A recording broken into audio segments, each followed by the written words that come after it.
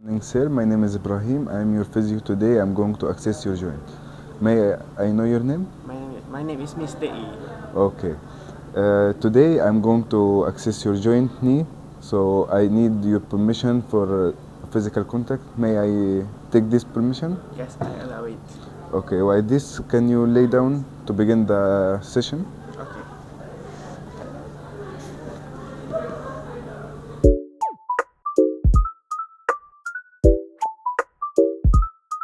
Okay.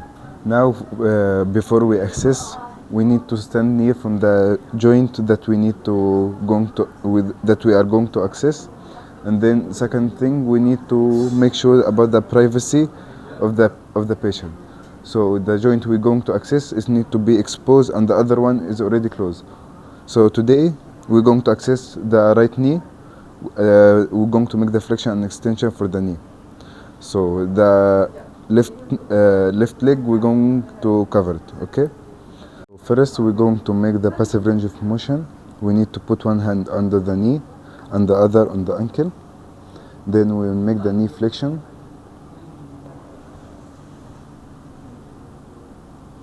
Okay.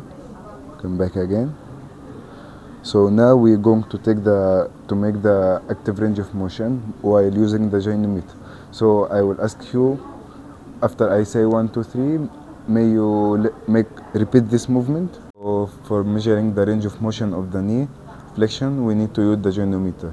One of the indication, you need to be at the same eye level with the gynometer. So first, how to put this gynometer. For the axis, we're going to put it at the lateral epicondyle of the femur, which is here. Here. Then for the stationary arm, we need to put it at the lateral midline of the femur, and the moving arm on the lateral midline of the fibula. Then we will ask the patient, 1, 2, 3, you're going to lift your knee, okay? 1, 2, 3.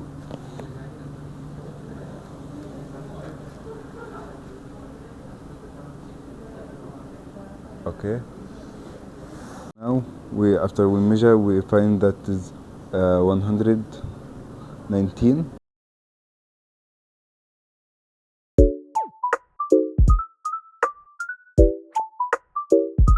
So now for the knee extension, the patient need to be in supine line position, and we need to cover the unused joint, unused area.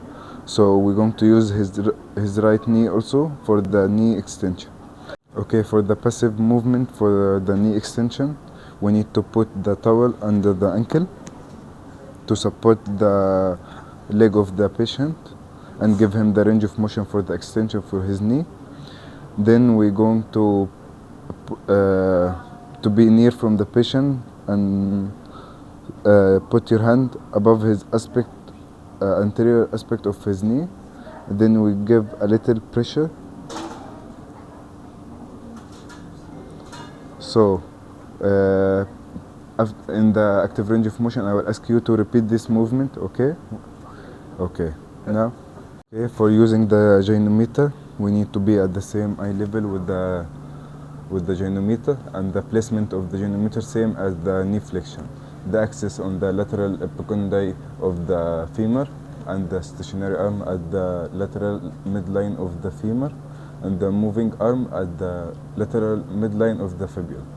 So now we are going to ask the patient, 1, 2, 3, going to make the same as you make at the passive range of motion, okay? Okay, 1, 2, 3. Okay. So as you see here, it's about 5 degrees. My name is Muhammad ZAFRI. I'm your physio for today. So today we will be measuring your joint range of motion, particularly your hip. So before we begin, how may I address you? You may call me AIMAN. Okay, Mr. AIMAN. So during the procedure, I may have a little bit of physical contact. Is that okay? It's okay. Alright.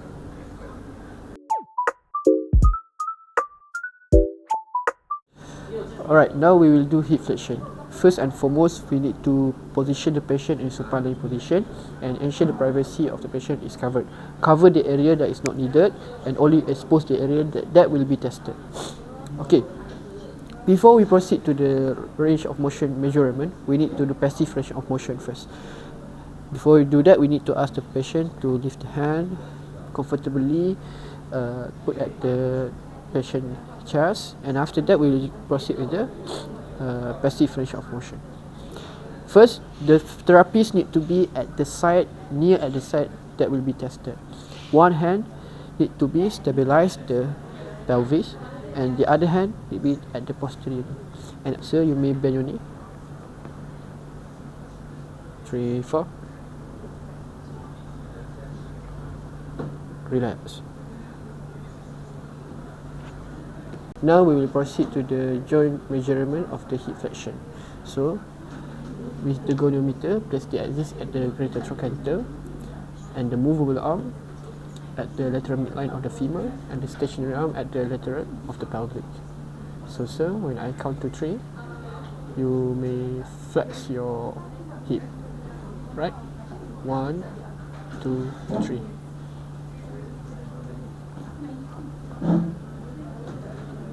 Alright, relax. So the measurement is around 110.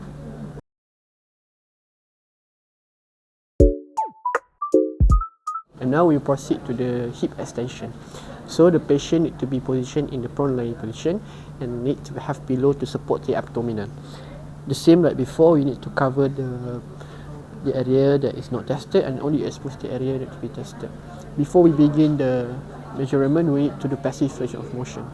So right hand stabilize at the pelvic and the other hand go to the underneath of the knee, which is the entry of the knee, like this. Now sir, we will do hip extension. You may lift the hip, relax. Now we proceed with the measurement. So with goniometer, place the axis at the greater trochanter, movable arm along the lateral midline of the femur, and the stationary arm at the lateral of the pelvic. Alright. And now sir, when I count to 3, you need to start to extend your hip. Right sir? 1, 2, 3.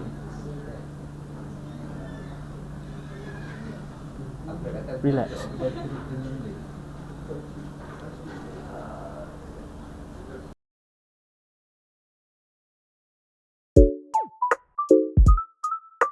Now we'll proceed to the hip abduction. So the patient to be positioned in supine lying position, need to cover the area that is not being tested and expose only area that need to be tested. And after that, you need to palpate the iliac crest and go down to find the anterior superior iliac spine. Here. Okay, so now we will stabilize the pelvic and one hand at the ankle. And we will do with the passive range of motion of the hip abduction. 3, 4. Relax. To the hip abduction, joint range of motion measurement.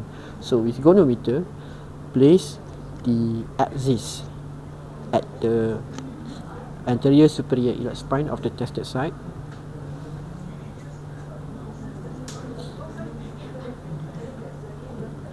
The stationary arm along the midline, along the imaginary line between the two anterior superior iliac spine. The movable arm at the anterior midline of the femur. Alright, sir. You need to place the goniometer properly. Okay, when I count to 3, you may abduct your hip. 1, 2, 3.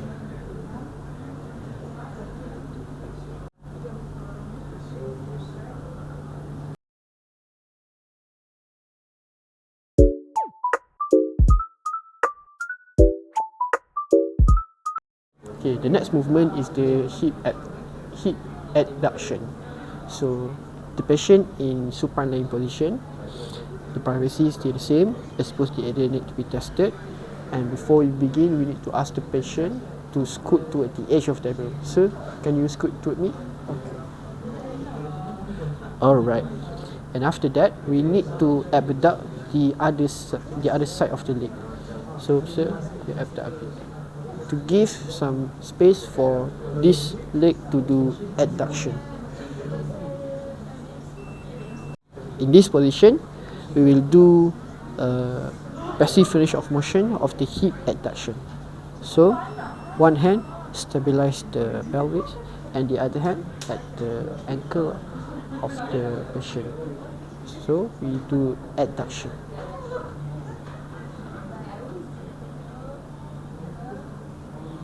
Alright. And now we'll start measuring. So, the axis of the gummeter at the anterior superior spine of the tested side, the stationary arm along the imaginary line of the two anterior superior iliac spine, and the movable arm at the anterior midline of the femur. Right, sir, when I count to 3, you may adduct your hip. 1, 2, 3.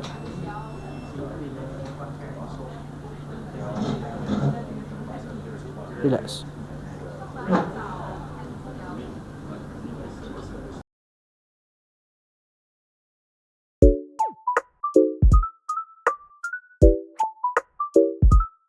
And now we'll proceed to the hip internal rotation. So the patient needs to be positioned in the sitting position. The privacy stay the same, cover the area that is not being tested and only expose the area that is being tested. So we'll proceed with the passive range of motion first. So the therapist need to be at the same level as the hip. So one hand at the distal of the femur and the other hand at the ankle. Right, sir? 1, 2, 3.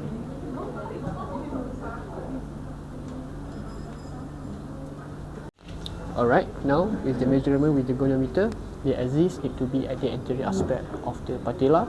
The stationary arm need to be perpendicular to the floor, and the movable arm need to follow the anterior midline of the tibia. Right, sir, when I count to 3, you may do a hip internal rotation. 1, 2, 3. Relax.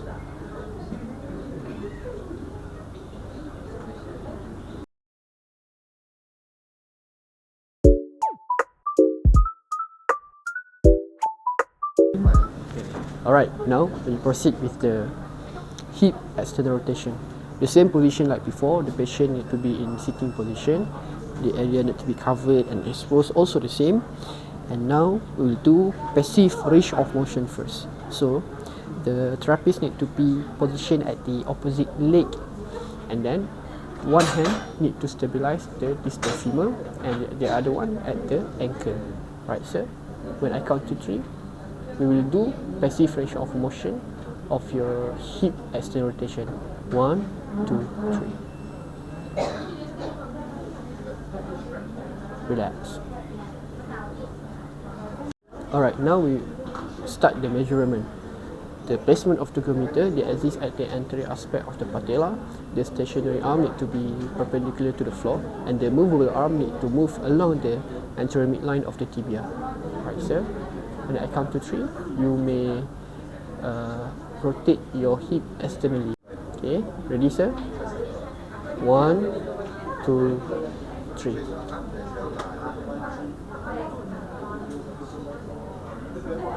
Relax.